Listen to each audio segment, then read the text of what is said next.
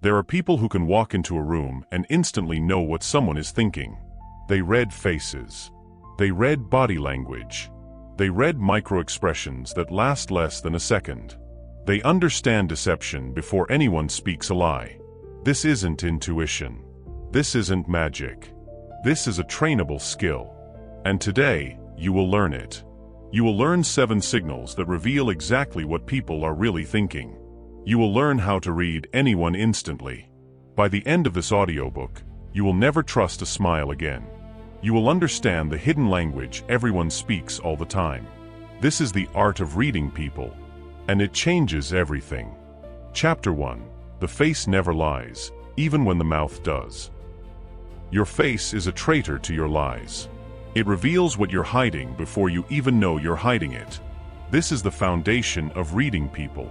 This is where everything starts. The face. Most people believe they can control their face. They practice their smile in the mirror. They prepare their expression. They think that if they manage their facial expression, they can hide what they're really thinking. They're wrong. Completely wrong. Your face operates on multiple levels. There's the voluntary level where you control your expression. And there's the involuntary level where your true emotion flashes across your face before you can stop it. That involuntary flash is called a micro-expression. And it reveals everything. The face speaks before the mouth lies. That's the key. Let me explain how micro-expressions work. When something triggers an emotion in you, that emotion immediately tries to express itself on your face. Your brain recognizes the emotion and attempts to suppress it. But for a fraction of a second, before the suppression kicks in, the true emotion flashes across your face. That flash lasts between 1/10 of a second and 1/5 of a second. It's incredibly brief, but it's completely involuntary. And it reveals the truth. Most people miss micro-expressions because they're looking for sustained expressions. They're looking for someone to frown or smile and hold it. But micro-expressions don't work that way. They flash. They disappear. They're gone before conscious thought can catch them. But if you train yourself to look for these flashes, you see the truth that everyone else misses. Here's a real scenario. Someone asks you if you're okay. You're not okay. You're stressed, anxious, and worried. But you don't want to burden them. So you say, "I'm fine." But before that smile takes over, for a fraction of a second, your face flashes fear. The eyebrows elevate. The eyes widen slightly. The mouth loosens. That's the micro-expression. That's your brain leaking the truth before your mouth lies.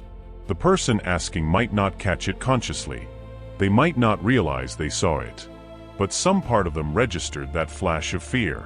Some part of them knows you're not fine even though you said you were. That's why people sometimes push back when you say you're fine.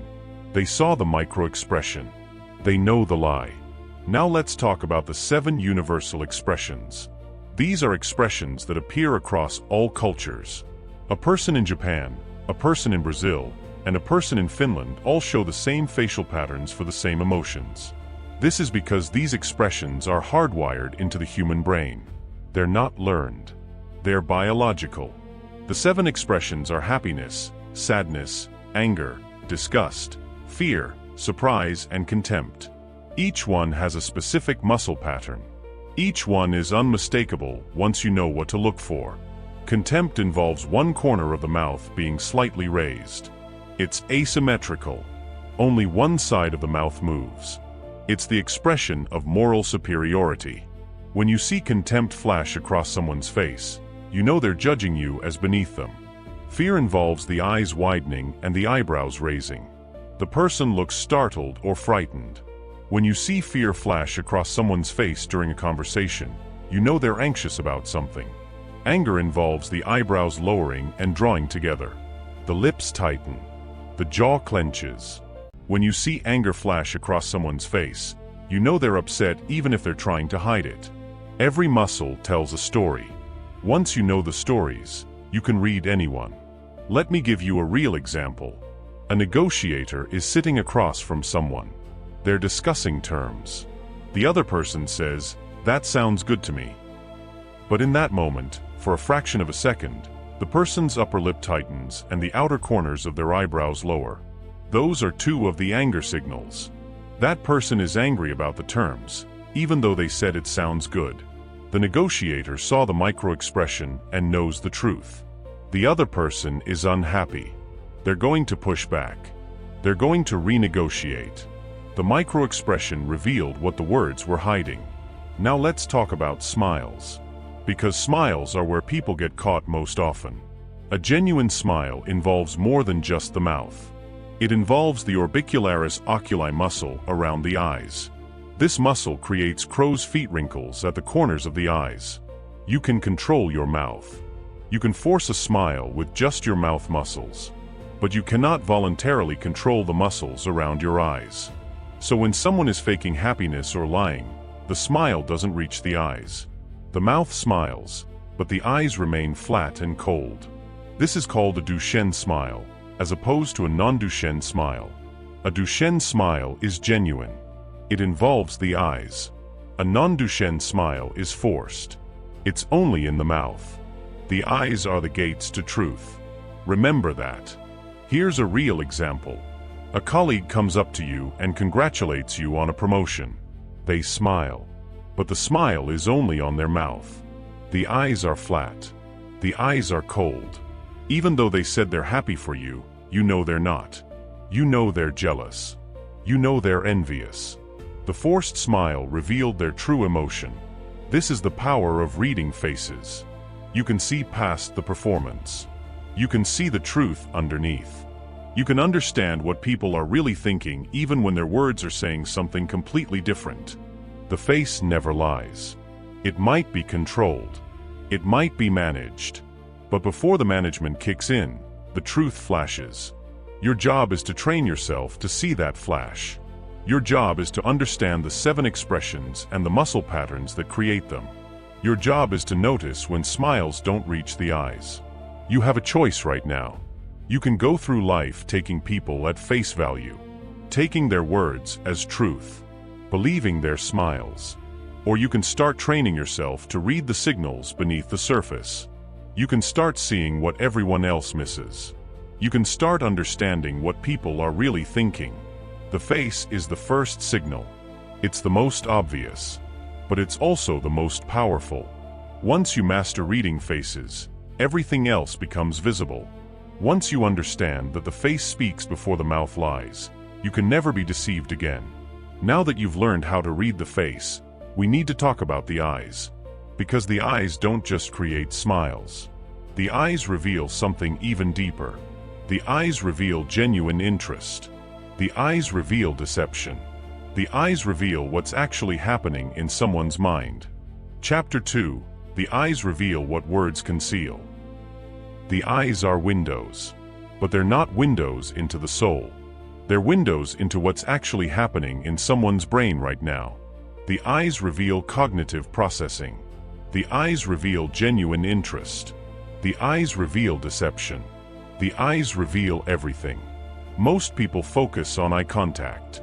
They think that if someone is making eye contact, they're telling the truth. If someone is avoiding eye contact, they're lying. This is completely backward. This myth has destroyed countless negotiations and relationships. Eye contact is actually one of the least reliable signals. A confident liar can maintain steady eye contact while lying. An anxious truth teller might avoid eye contact because they're nervous. So you can't judge deception by whether someone is looking at you. You have to look deeper. You have to look at what's happening inside the eye itself. There are 3 things the eyes reveal that are far more reliable than eye contact. The first is pupil dilation. Pupil dilation is automatic and completely involuntary.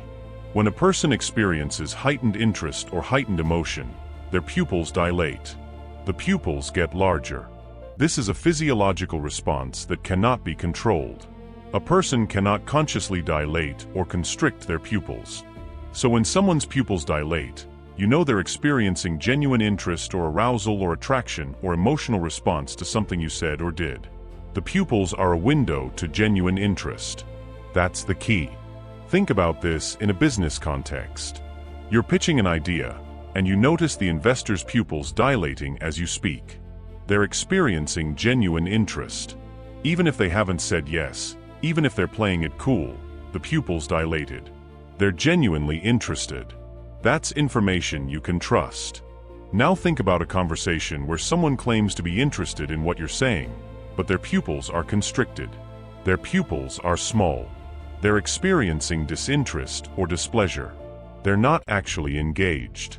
Their pupils revealed the truth. The second thing the eyes reveal is eye direction. When someone thinks about something, their eyes move in predictable directions. This is called lateral eye movement. When someone looks up and to the right, they're accessing visual memories or constructing visual images. When someone looks down and to the left, they're accessing internal dialogue and emotions. When someone looks to the side, they're accessing auditory memories. The specific patterns vary slightly from person to person based on their neurology, but the general pattern is consistent. And here's what's important.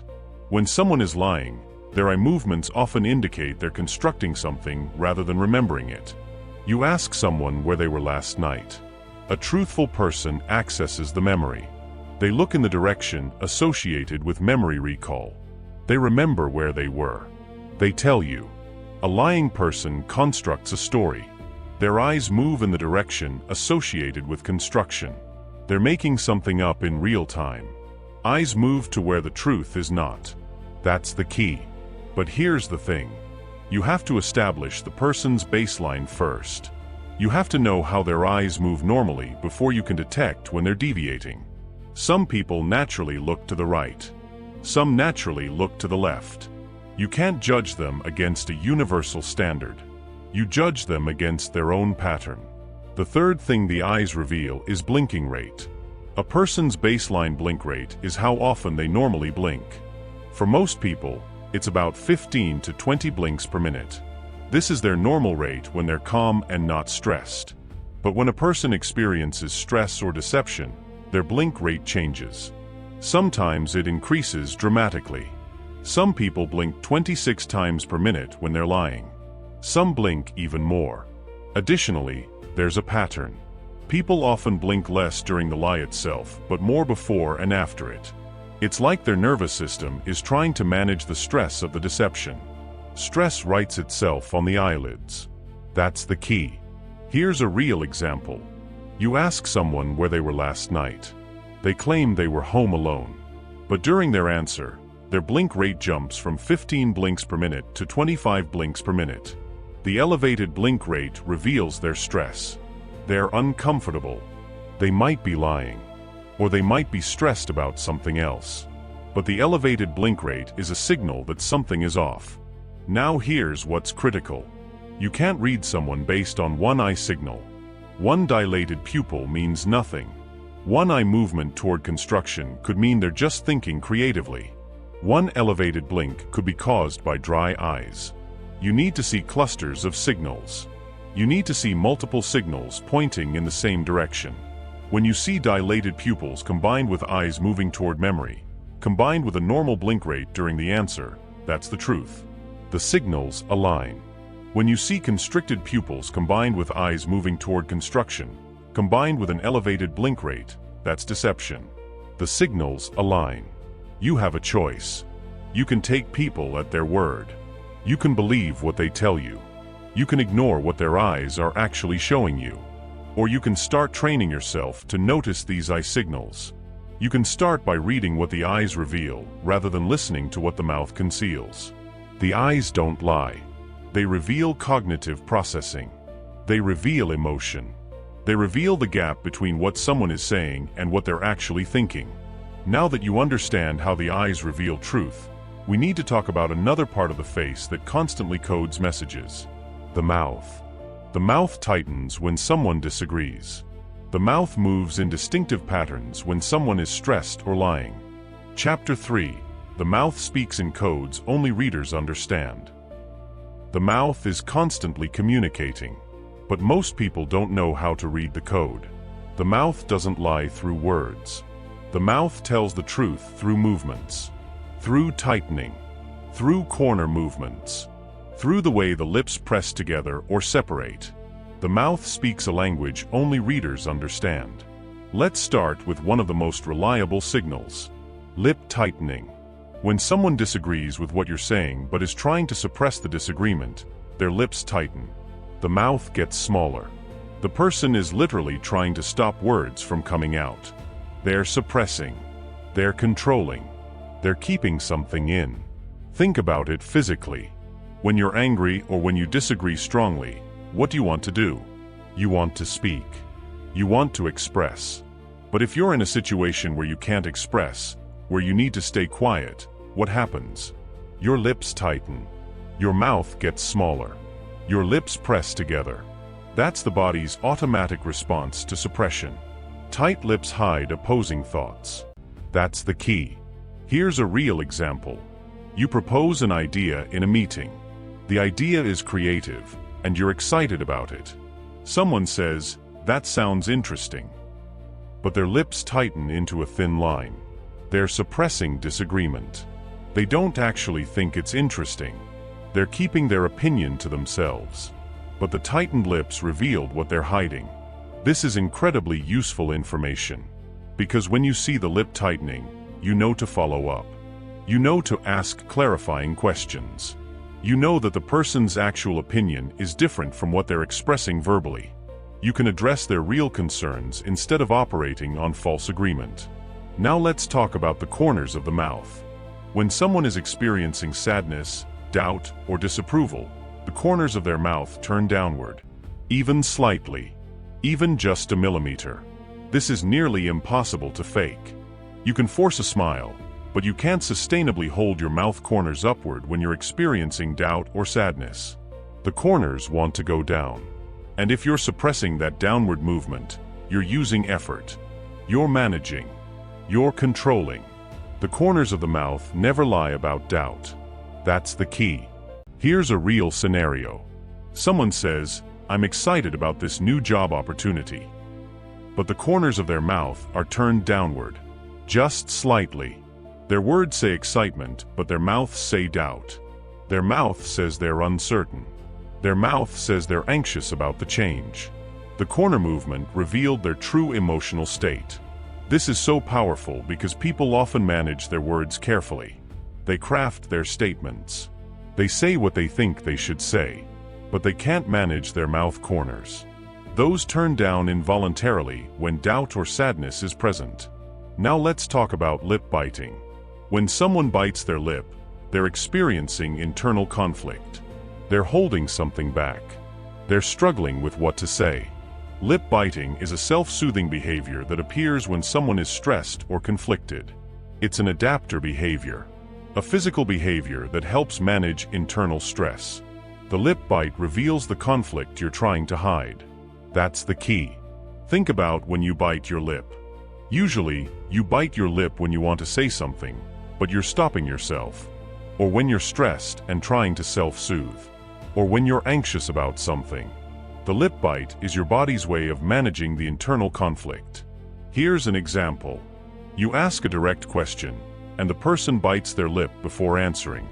They're experiencing a conflict over whether to tell the truth. They're struggling with the answer. The lip bite reveals the internal struggle. It reveals that the answer is complicated or difficult, or that they're deciding what to reveal. Now here's something critical. These mouth signals are often subtle. A tightened lip is not a dramatic change. A corner movement is in millimeters. A lip bite is quick. You have to train yourself to notice subtle movements. You have to watch faces carefully. You have to develop the discipline of observation. Most people are not trained observers. They're not looking. They're not paying attention to the subtle signals that are broadcasting every moment. They're just listening to words. Words are the least reliable form of communication. Bodies are reliable. Faces are reliable. Mouths are reliable. Words lie all the time. You have a choice. You can continue being oblivious to what people are telling you. You can miss the suppressed disagreement. You can miss the doubt in the corner movements. You can miss the internal conflict in the lip bites. Or you can start training yourself to read the code. You can start noticing these subtle signals. You can start understanding what the mouth is really saying. The mouth speaks in codes. And now you're learning to read the code. Now you understand that lip tightening means suppression. You understand that downward corner movements mean doubt. You understand that lip biting means conflict. These are tools. These are ways of reading what people are really thinking. Now that you've mastered facial signals, we need to expand beyond the face. Because the body is also constantly communicating. The hands are broadcasting messages. The arms are creating barriers or opening doors.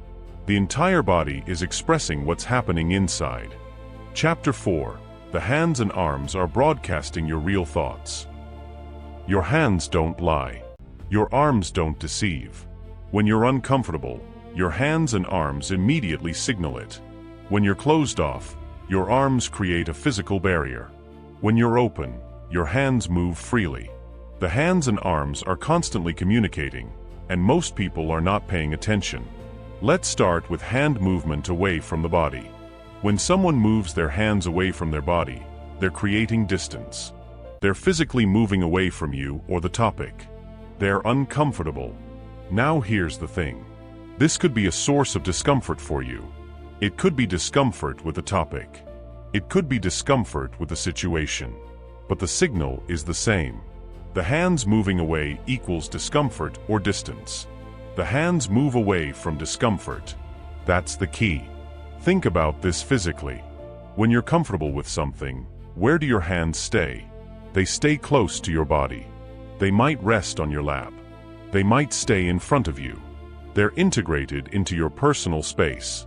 But when something makes you uncomfortable, your instinct is to create distance. Your hands move away. Your arms extend. You're physically backing away from the discomfort. Here's a real example. You ask someone a difficult question. Maybe you ask them about a mistake they made or a problematic behavior. Their hands immediately move away from their body. Maybe they uncross their legs and move their feet back. Maybe they lean back in their chair. They're creating physical distance because they're uncomfortable with the question. But here's what's interesting. Sometimes people don't move away from you. Sometimes they move their hands toward their own body. They cross their arms. They wrap their hands around themselves. They're creating a different kind of distance. They're creating a barrier between themselves and the world. Crossed arms are one of the most reliable signals of defensiveness, disagreement, or closure. When someone crosses their arms, they're literally creating a barrier. They're closing off. They're protecting. They might be protecting themselves emotionally, or they might be disagreeing but not saying so. But the crossed arms signal closure. Crossed arms are closed minds. That's the key. Now here's what's fascinating. Pay attention to when someone crosses their arms during a conversation. Because that's the exact moment they mentally checked out or disagreed. Before that moment, they might have had open arms. But the moment you say something that triggers disagreement or defensiveness, the arms cross. That crossing is the exact signal of the shift. Real example.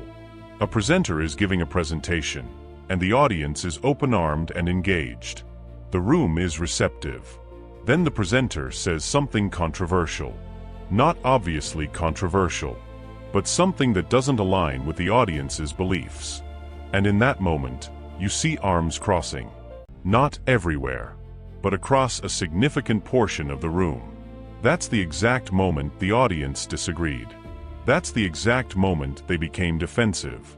If the presenter was paying attention, they could notice that exact moment and adjust. They could address the concern. They could clarify. They could build back an agreement. But most presenters don't notice. They miss the crossed arms. They miss the signal. Now let's talk about self-touching and adapter behaviors. When someone touches their own face, neck, arms, or legs, they're self-soothing. They're experiencing anxiety. They're uncomfortable. This is called adapter behavior. People engage in these behaviors when they're stressed. Rubbing their neck, touching their face repeatedly, picking at their skin, wringing their hands, rubbing their arms. All of these are signals that they're experiencing discomfort. Hands-on self-reveal stress within. That's the key. Think about when you engage in adapter behaviors. When do you rub your neck? When you're stressed. When do you pick at your skin? When you're anxious. When do you wring your hands? When you're nervous. These are self-soothing mechanisms. Your body is trying to manage stress and anxiety through physical touch. Here's a real example. Someone is being interviewed for a job. It's a high-stakes situation. They want the job badly. As the interview progresses, you notice them repeatedly rubbing their neck, touching their face, adjusting their collar. All of these are adapter behaviors. They're revealing their anxiety about the interview. The adapter behaviors reveal their stress levels even when they're trying to project confidence. Now here's what's important. You have to know the baseline. Some people engage in adapter behaviors more than others. Some people are naturally fidgety. Some people are naturally still. You can't judge someone as anxious because they touch their neck once. But if you establish a baseline for that person and then notice an increase in adapter behaviors, that's a signal that something has shifted. That's a signal that they're now more anxious than they were before. The hands are constantly communicating. They're moving away from discomfort. They're crossing to create barriers. They're touching themselves to self-soothe. If you train yourself to notice these hand and arm signals, you understand what people are really thinking and feeling. You have a choice. You can ignore hand and arm movements. You can miss the crossed arms that signal disagreement. You can miss the hand movements away that signal discomfort. You can miss the self-touching that reveals anxiety. Or you can start paying attention. You can start reading the hands and arms. You can start understanding the silent communication that's happening all the time. Now that you understand facial signals and hand and arm signals, we need to talk about the entire body. Because the body is the master communicator. The body shows whether someone is engaged or disengaged. The body shows whether someone actually wants to be in the conversation or wants to escape. Chapter 5. The body never keeps secrets. The body is honest in ways the face and hands can never be. The face can perform. The mouth can lie. The hands can be controlled. But the body operates at a level of honesty that most people can't fake. The body points toward what you actually want. The body reveals whether you're actually engaged or just pretending. Let's start with postural alignment. When someone is interested and engaged, their entire body leans toward you. Their shoulders point toward you. Their torso opens toward you. Their feet point toward you. They're physically oriented toward the source of interest. When someone is disinterested or disengaged, the entire body leans away. The shoulders point away. The torso closes. The feet point toward the exit. The body is oriented away from the source of disinterest. The body points toward truth and away from lies. That's the key. This is so powerful because most people don't realize how much their bodies are communicating. They think they're hiding their disinterest. They think they're performing engagement. But their body is broadcasting the truth. Their body is pointing away from you. Their body is leaning back. Their body is oriented toward the exit. Here's a real example. You're in conversation with someone. You think they're interested. They're nodding. They're making eye contact. They're saying the right things. But their feet are pointing toward the door. Their shoulders are angled away. Their torso is leaning back. Their body is telling you they want to leave. Their body revealed the truth underneath the performance. Now let's talk about shoulder tension. When someone experiences stress or hears something they disagree with, their shoulders elevate. They become tense. The shoulders are one of the first places where tension appears in the body. When you're relaxed, your shoulders drop. They're loose. They're easy. But when you're stressed, the shoulders elevate. They tense up. They draw upward toward your ears. Elevated shoulders signal elevated stress. That's the key. Think about what happens physically when you're stressed. Your body goes into fight or flight mode. The muscles tense. The shoulders elevate automatically as part of the stress response. It's not a conscious choice. It's a physiological response to stress. Here's a real example. You make a proposal in a meeting. You present your idea with enthusiasm. But as you're presenting, you notice someone's shoulders elevating. They're becoming tense. They're becoming rigid. The elevated shoulders are signaling that they're stressed about the proposal. They're uncomfortable. Even if they haven't verbally disagreed, the shoulder elevation revealed the stress. Now let's talk about distance and proximity. How close someone stands to you reveals how comfortable they are with you. There's a concept called proxemics. It's the study of personal space. Most humans have an intimate space of about 0 to 18 inches. This is reserved for people they're very close to. There's a personal space of about 18 inches to 4 feet. This is for friends and familiar people. There's a social distance of about 4 to 12 feet. This is for acquaintances and strangers. And there's a public distance of beyond 12 feet. Distance is a message. Proximity is permission. That's the key. When someone keeps a large distance from you, they're uncomfortable. They're not ready for closeness or intimacy. They might not trust you. They might be protecting themselves. When someone reduces the distance, they're becoming more comfortable. They're signaling that they trust you, or like you, and you want a connection. Pay attention to how people position themselves around you. Do they step closer or step back when you approach? Do they maintain distance or allow closeness? Do they turn their body toward you or away from you? These distance signals reveal their comfort level with you.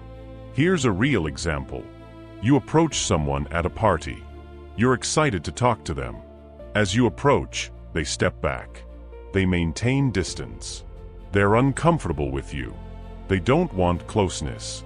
But then you make a joke, and they laugh, and they step closer. They smile. They turn their body toward you. The distance decreased because their comfort level increased. The body revealed the shift. Now here's what's critical. The body doesn't lie about comfort. The body doesn't lie about engagement. The body doesn't lie about whether someone actually wants to be in the interaction. If you train yourself to read postural alignment, shoulder tension, and distance, you understand what people are really feeling. You have a choice. You can ignore what people's bodies are telling you. You can miss the leaning away that signals disinterest. You can miss the elevated shoulders that signal stress. You can miss the distance that signals discomfort. Or you can start paying attention to the body. You can start reading the master communicator. You can start to understand the truth beneath the performance. The body never keeps secrets. It's honest. It's direct. It communicates what the person is really thinking and feeling underneath the words and the facial expressions. Now that you've learned to read the face, the hands, and the body, we need to talk about the voice. Because the voice carries information that text cannot convey.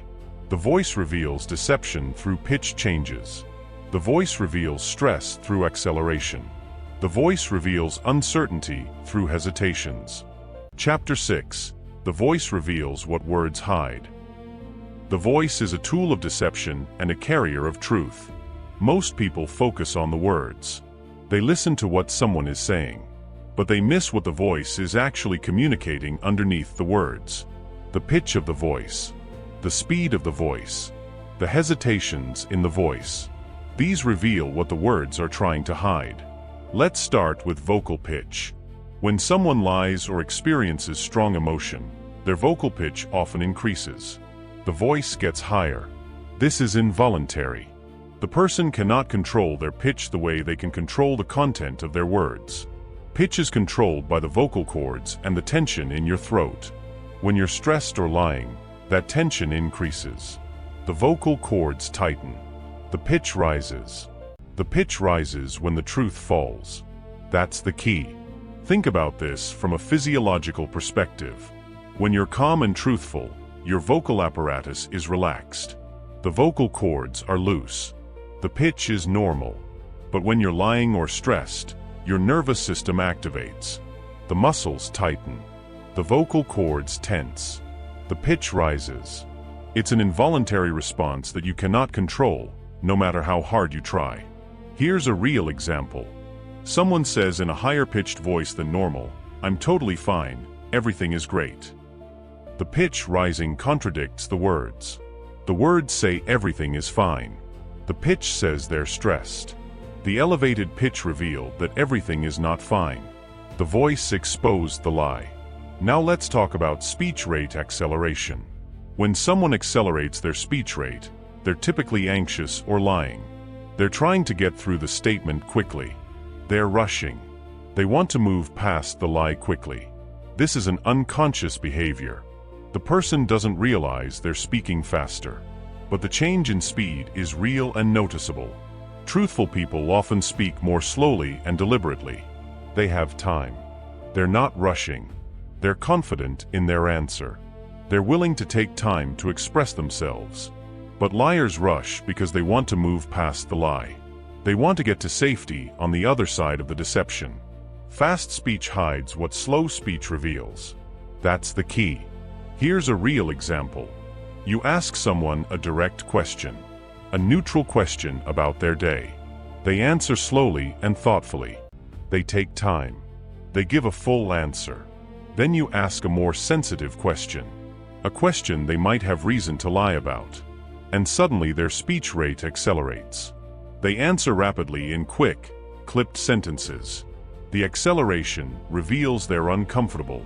The faster pace signals something is off. Now let's talk about speech hesitations and filler words. When someone uses filler words like they're uncertain or constructing a response in real time.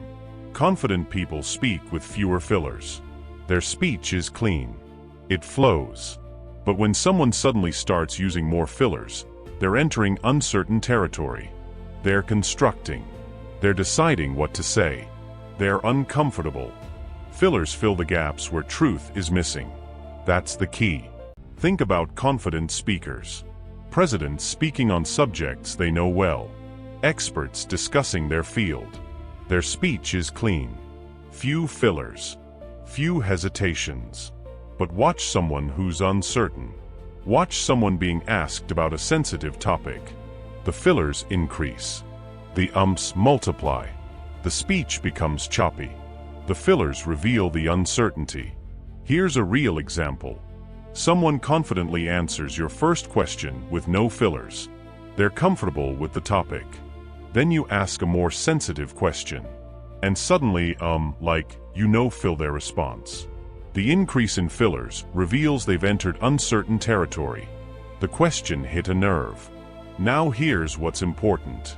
You have to establish the person's baseline for all three of these voice signals. Some people naturally have higher pitches. Some people naturally speak quickly. Some people use more fillers than others. You can't judge someone against a universal standard. You judge them against their own pattern. When does their pitch rise? When does their speech rate accelerate? When do the fillers increase? These changes reveal the truth. You have a choice. You can ignore what the voice is telling you.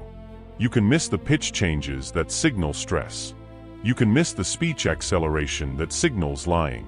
You can miss the hesitations that signal uncertainty. Or you can start listening to the voice. Not just the words. The voice itself. The pitch. The speed. The hesitations.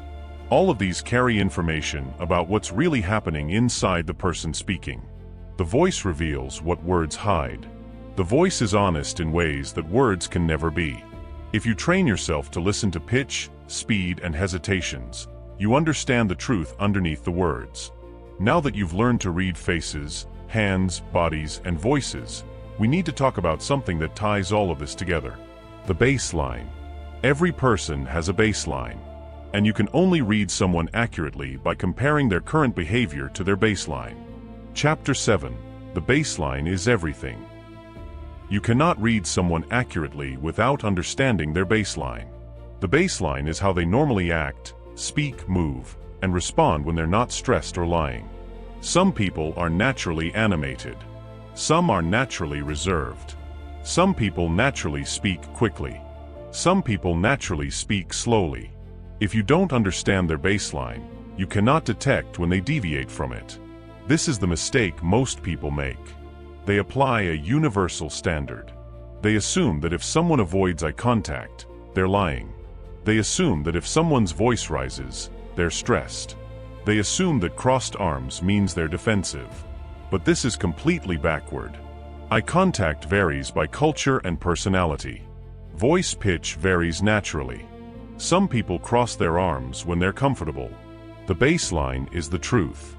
Deviations are the lie. That's the key. Let me give you an example. Person A is naturally high energy. They're animated. They speak quickly. They move a lot. They use expressive hand gestures. Their voice is loud and enthusiastic. This is their baseline. Now, imagine person A in a calm situation.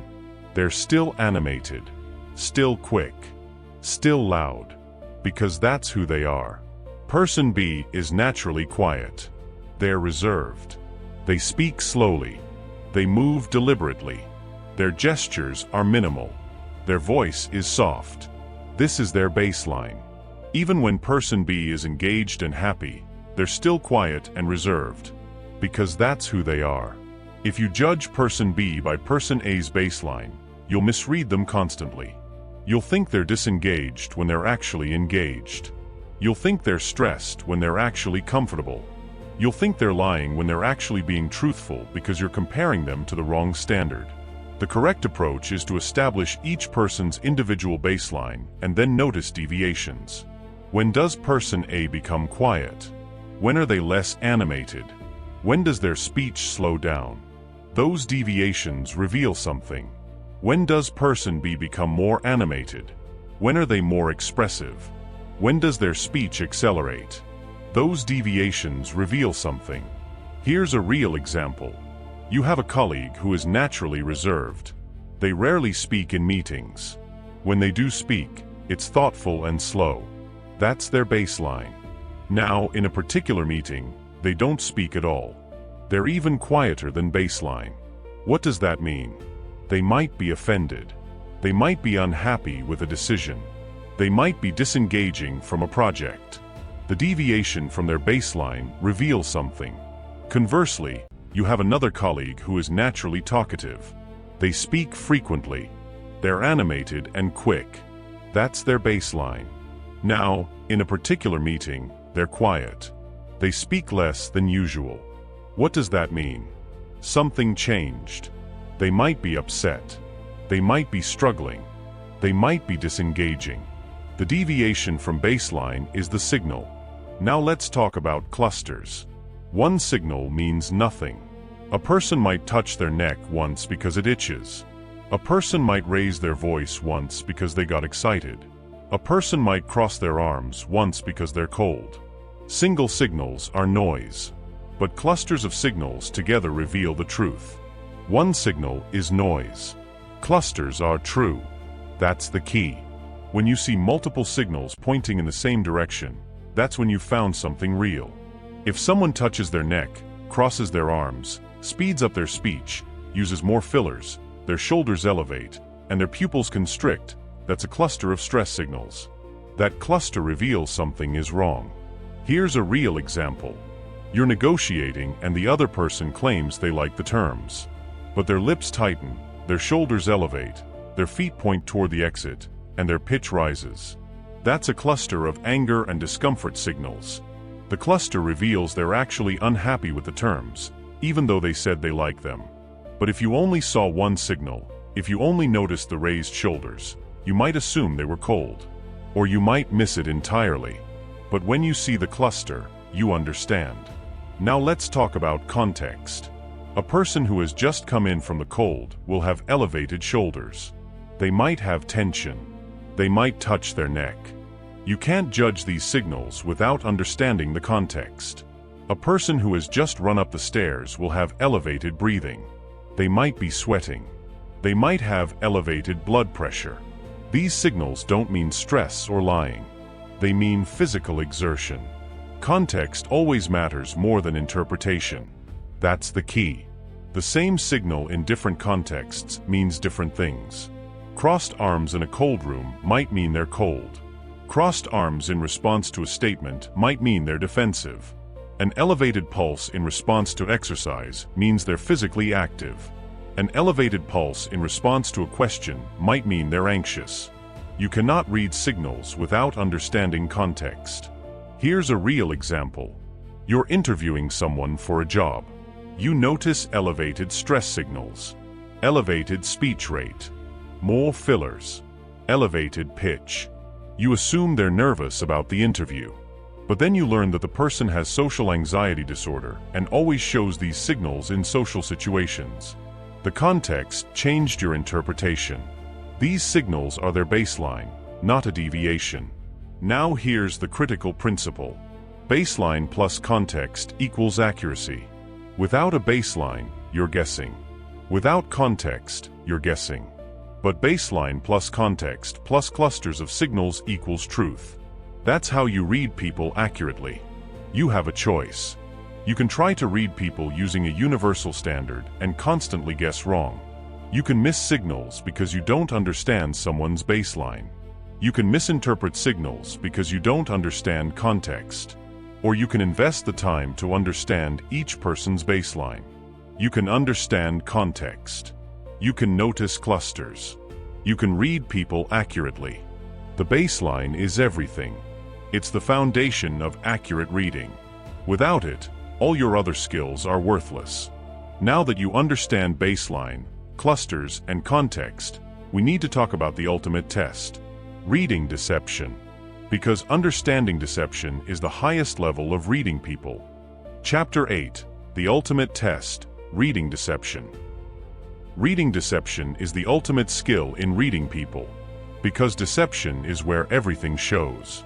When someone is lying, all their control mechanisms activate. The face tightens. The body becomes rigid. The voice changes. Everything is broadcasting that something is wrong. If you can read deception, you can read anyone. But here's the thing. Deception is not about one signal. It's about patterns. It's about clusters.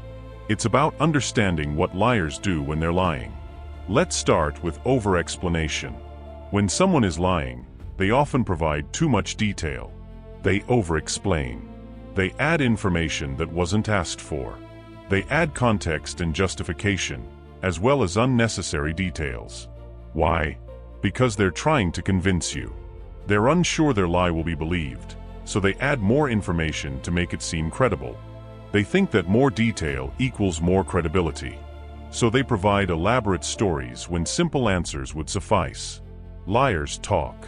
Truth sits quietly. That's the key. Here's a real example. You ask someone where they were last night. A truthful person answers simply, "I was home." A lying person answers with elaborate detail. "I was home. I got back around 8 p.m.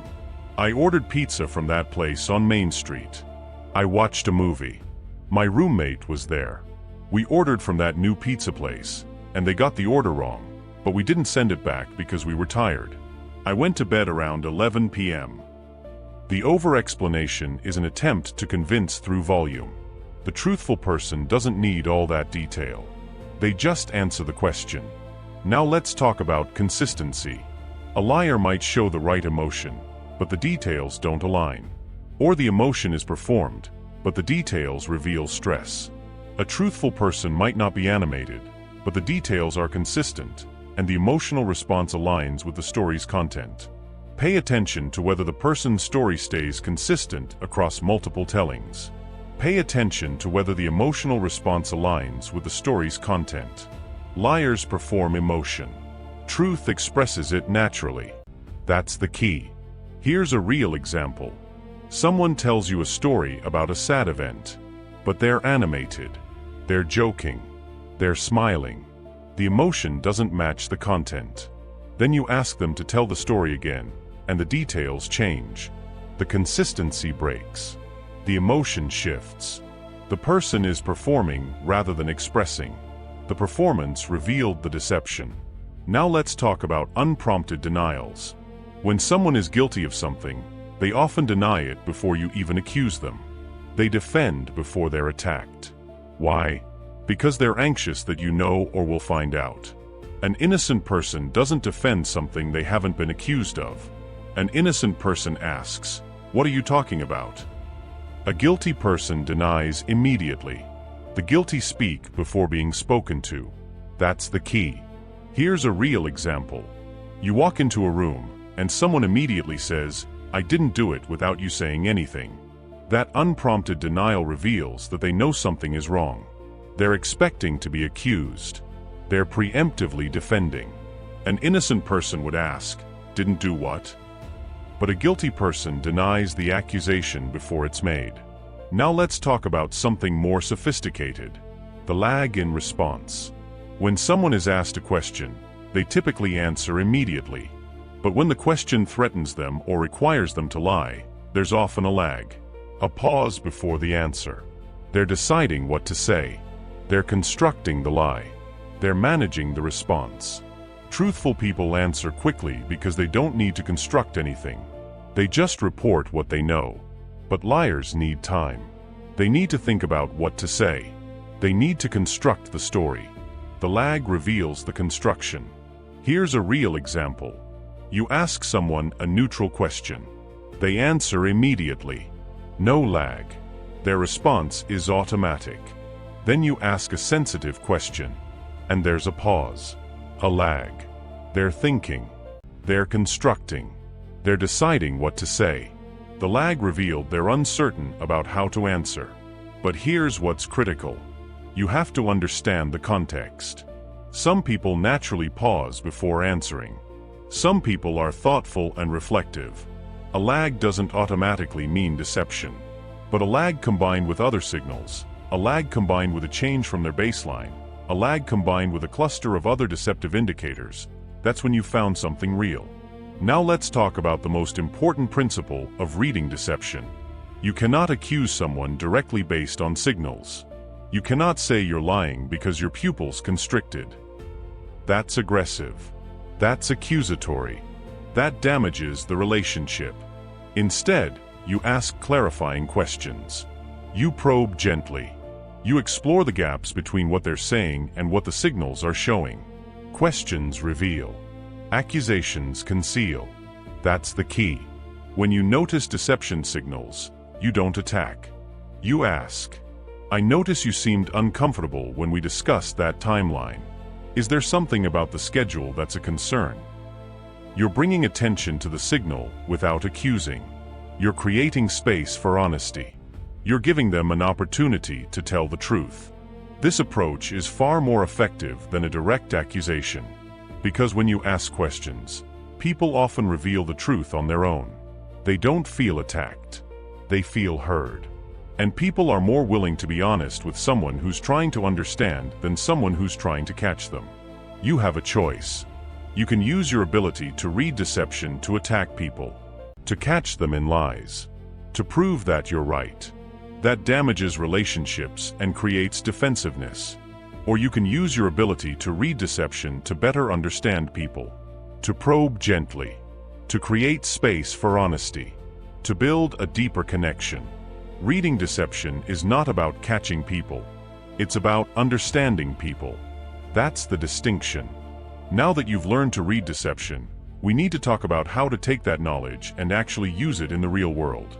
How do you spot the signal, interpret it, and respond effectively? Chapter 9. From Recognition to Interpretation. Recognizing a signal is not the same as understanding what it means. You can spot a facial microexpression, but not understand what emotion it is. You can see constricted pupils but not know what specifically caused the disinterest. You can notice a lag in response but not understand what they're deciding. Signal recognition is the beginning. Understanding is the mastery. Let me give you a real scenario. You're in a meeting discussing a business proposal.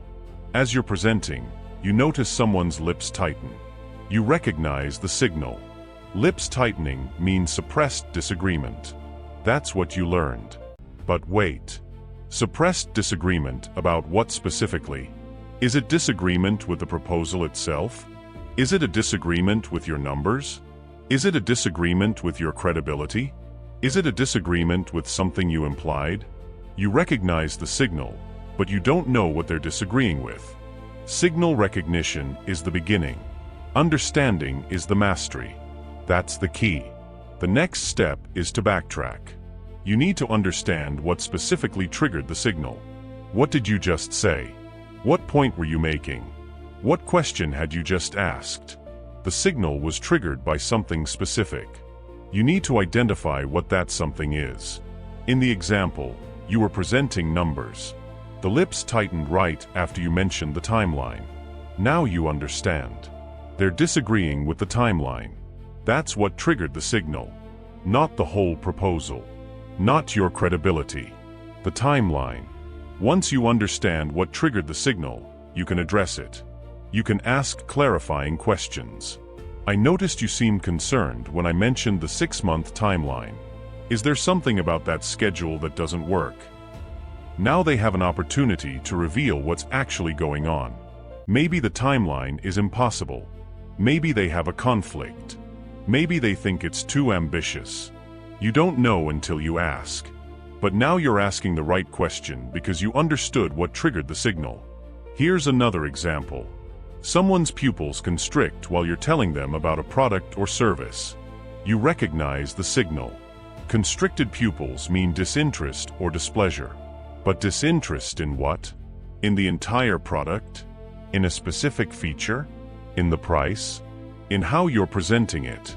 The signal doesn't tell you what specifically caused the disinterest. You need to ask. I'm sensing this might not be exactly what you're looking for. What would be more interesting to you? Now they can tell you. Maybe the product is right, but the price is wrong. Maybe the product is wrong, but the pitch was good. Maybe the entire category isn't of interest to them. You don't know until you ask. The goal is to move from signal recognition to understanding to clarifying questions. That's the path from recognition to interpretation. Now, let's talk about asking the clarifying questions effectively. You don't ask accusatory questions. You don't ask questions that put the person on the defensive. You ask curious questions. You ask questions that invite honesty. You ask questions that create space for them to share. Compare these two approaches. Accusatory, you're uncomfortable with the salary offer, aren't you? That puts the person on the defensive. They might deny it even if it's true. Curious, is there something about the compensation that doesn't work for you? That invites them to share. It creates space for honesty. It positions you as trying to understand rather than trying to catch them. Questions reveal. Accusations conceal. That's the key. Here's another example. Accusatory, you don't think this will work, do you? Curious, what are your concerns about this approach? The accusatory question puts them on the defensive. The curious question invites them to share their actual concerns. Now let's talk about something critical. The goal is not to prove that you're right about what the signals mean. The goal is to understand the person better. The goal is to communicate more effectively. The goal is to build a deeper connection. This distinction matters. Because if you're trying to prove that you read their signals correctly, you're making it about you. You're making it a game where you win by being right about what they're thinking. But if you're trying to understand them better, you're making it about them. You're focusing on their needs, their concerns, their perspective. When you focus on understanding, people are more willing to open up. They feel heard. They feel like you actually care about their experience, rather than just trying to catch them in a lie or prove that you can read them. The most important principle is this. Reading people is about understanding them, not manipulating them. That's the ultimate distinction. You have a choice. You can use your ability to read signals to show off, to prove how perceptive you are, to catch people, to manipulate.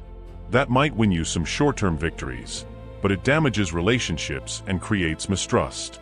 Or you can use your ability to read signals to better understand people, to communicate more effectively, to build a deeper connection, to help people feel seen and heard. Read to understand. Understand to connect. That's the key. When you use your reading skills for connection rather than control, everything changes. People feel safe with you. People open up to you. People trust you. And that's when real influence happens. Now that you've learned to read signals and interpret them, we need to talk about integrating all of this. We need to talk about becoming a master reader. The person who walks into a room and instantly understands what's happening underneath the surface. Chapter 10. The Master Reader's Mind. A master reader doesn't think about signals. They don't consciously analyze faces or bodies or voices. They don't need to. The signals have become automatic. The pattern recognition is embedded. They walk into a room and instantly know the emotional tenor without speaking to anyone. They listen to someone speak and instantly understand what they're really thinking beneath the words. This is what mastery looks like. This is what you're building toward. But mastery doesn't happen overnight. Mastery happens through constant practice, through thousands of conversations, through thousands of observations, through deliberate attention to signals in every interaction. Over time, your brain embeds pattern recognition. The signals become obvious to you because you've spent so much time noticing them. Practice makes pattern recognition permanent. That's the key. Think about how this works with other skills. A musician doesn't think about finger placement. They just play. An athlete doesn't think about body mechanics. They just move. A surgeon doesn't think about the steps of the procedure. They just operate. Why? Because they've practiced thousands of times. The patterns are embedded in their neurology. The skill has become automatic. The same is true with reading people. When you first start, you have to consciously notice signals. You have to think about what each signal means. You have to analyze. You have to interpret. But as you practice, it becomes automatic. You notice the signals without conscious thought. You understand what they mean instantly. You respond appropriately without deliberation. Here's how you build toward mastery. In every conversation, set an intention to notice signals. Pick one type of signal. Today you're focusing on faces. Tomorrow you're focusing on hands. Next week you're focusing on voice. By rotating your focus, you train each aspect systematically. Over time, you don't have to rotate anymore. You notice everything simultaneously. In every interaction, test your interpretation. Make a hypothesis about what someone is thinking based on the signals you see. Then ask clarifying questions to test your hypothesis. You'll be right sometimes. You'll be wrong sometimes. Both are valuable. When you're right, you're confirming the pattern. When you're wrong, you're learning where your interpretation was off. Keep a mental record of what signals led to what emotions or thoughts. Build your library of understanding. Over time, you'll notice patterns. Certain people show certain signals in certain situations. That pattern recognition becomes your foundation for understanding similar people in similar situations. Practice makes pattern recognition permanent. The more you practice, the more automatic it becomes. But here's something critical that separates a master reader from someone who misuses their ability. Humility. One danger of learning to read people is overreading. You see a signal and you assume you know exactly what it means. You become certain. You stop questioning your interpretations. You become arrogant in your ability. And that arrogance leads you to misread people. It leads you to make wrong accusations. It leads you to damage relationships. The best readers maintain humility. They test their interpretations. They ask clarifying questions. They remain open to being wrong.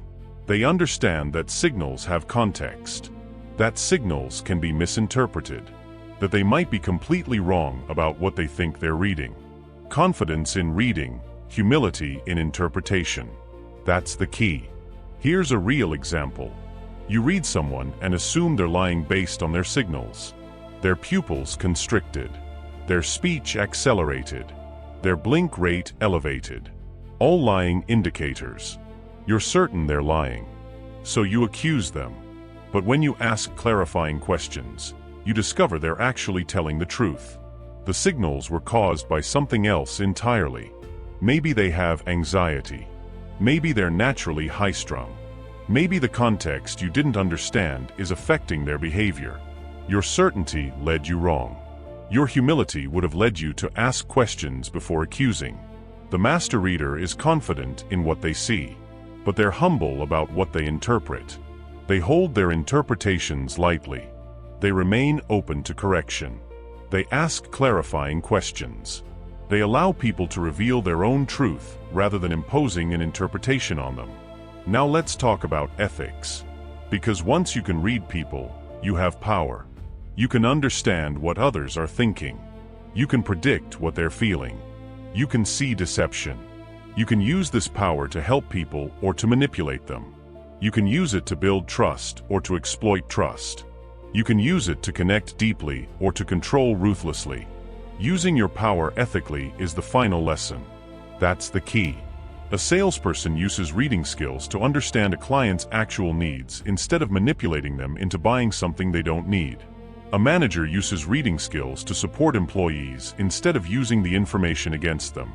A coach uses reading skills to understand what their athletes need to hear instead of using psychology to break them down. A parent uses reading skills to understand their children's emotional state instead of shaming them. Power used ethically creates strength. Power abused creates enemies. That's the fundamental truth. When you use your reading ability for understanding and connection, people are drawn to you. They trust you. They open up to you. They value your presence in their lives. But when you use your reading ability for control and manipulation, people eventually sense it. They feel used. They become defensive. They pull away. The choice is yours. You can use what you've learned to manipulate, or you can use what you've learned to understand. You can use it to control, or you can use it to connect. You can use it to prove that you're smart, or you can use it to help people feel seen and heard. Mastery is not about being the smartest person in the room. Mastery is about being the most helpful, about creating space for others, about understanding people so completely that you can actually help them, about using your power for good. You've learned 9 chapters worth of skills. You've learned how to read faces and eyes and mouths. You've learned how to read hands and bodies and voices. You've learned about baselines and clusters and context. You've learned how to read deception. You've learned how to interpret signals and ask clarifying questions. You've learned the path to mastery. And you've learned that the goal is not power over people. The goal is connection with people. You have a choice now. A real choice. You can take what you've learned and do nothing. You can go back to missing the signals that are broadcasting all around you. You can go back to trusting words over bodies. You can go back to being manipulated by people who understand what you don't. Or you can commit. You can commit to practice. You can commit to noticing signals in every interaction. You can commit to testing your interpretations. You can commit to building pattern recognition. You can commit to the mastery that comes from thousands of hours of deliberate observation. You can commit to using your power ethically. The master reader's mind is built one conversation at a time, one observation at a time, one insight at a time. Start today. Start with one signal. Start with one conversation. Start with the commitment to see what everyone else is missing. Master the signals. Read anyone instantly. Change everything. You now understand the 7 signals. You understand how the face reveals truth through microexpressions. You understand how the eyes betray genuine interest and emotion. You understand how the mouth codes disagreement and doubt. You understand how the hands and arms broadcast discomfort. You understand how the body points toward truth. You understand how the voice reveals deception. You understand that the baseline is everything and that clusters of signals reveal what single signals hide. But understanding isn't the same as skill. You can walk away from this audiobook and do nothing. You can go back to trusting forced smiles. You can go back to believing words instead of reading signals. You can go back to being manipulated and deceived by people who understand your blindness. Or you can practice. Starting today, pay attention in every conversation. Watch the face. Watch the eyes. Watch the mouth. Watch the hands. Watch the body. Watch the voice. Notice the signals. Test your interpretations. Ask clarifying questions. Build your pattern recognition. Within 30 days, you'll start noticing things you've never noticed before.